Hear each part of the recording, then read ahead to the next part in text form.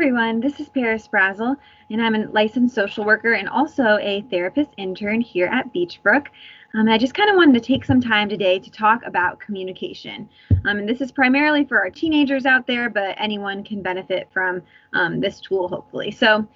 I know that a lot of you guys are probably at home or at school and you are surrounded by the same people every day, right? Especially with COVID-19, we tend to be a little bit more isolated right now.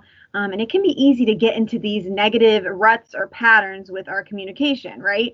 And within our relationships. I just kind of wanted to talk about maybe a tool that can help reduce some tension and help you communicate your emotions in a better way, more effective way. So, there tends to be a spectrum of how people communicate. You might be a person who, when something happens, you hate conflict. And so you will do anything to avoid it. And you just say, yeah, sure, no problem. And you just agree with whatever, right? The problem with this is your emotions aren't being communicated, your needs aren't being communicated, and that can build up a lot of resentment.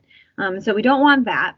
And then you might be on the other end of the spectrum where, if someone ticks you off, you let them know. And you may tend to direct a lot of statements towards the person that's upset you. You might get aggressive or argumentative and just kind of handle your emotions that way. And that can be problematic because a lot of times people just end up getting defensive and it's hard to kind of come to a consensus with a conversation like that.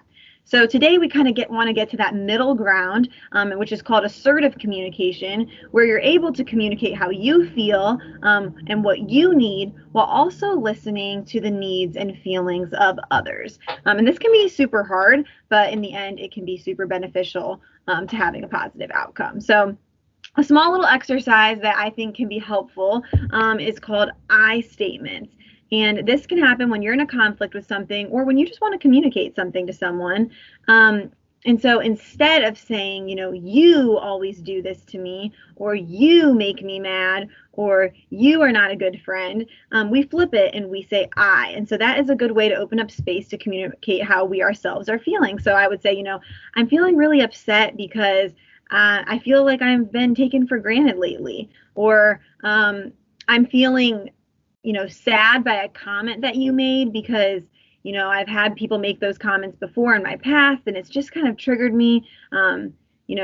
Would there be a way that you could maybe communicate that to me differently next time?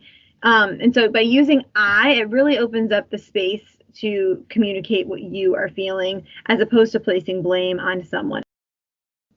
I guess we'll do a little example just to kind of, make it a little bit more easy to understand, a little bit more practical. So let's say you have a scenario where your best friend, she just started dating someone and, you guys have not spent nearly as much time with each other, right? She's always with her boyfriend. You feel like, you never get to see your friend anymore, which can be super hard. So you have all these feelings involved. An aggressive way to respond would be saying, you never talk to me anymore. You're being a horrible friend. You don't care about me anymore. You, right? A passive way to respond would just be to say nothing, think that your friend hates you and just kind of isolate yourself.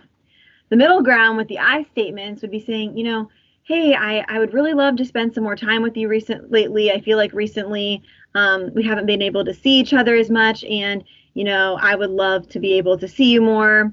Or you could even say, I've been feeling a little left out lately and I really value our friendship. And so I want to make sure that that nothing changes just because you're in a relationship, right? So that still is communicating how you feel. It still puts some responsibility on the person to respond how you feel that they're treating you, but it doesn't come off as an attack, right? It's not aggressive. It doesn't make a person defensive.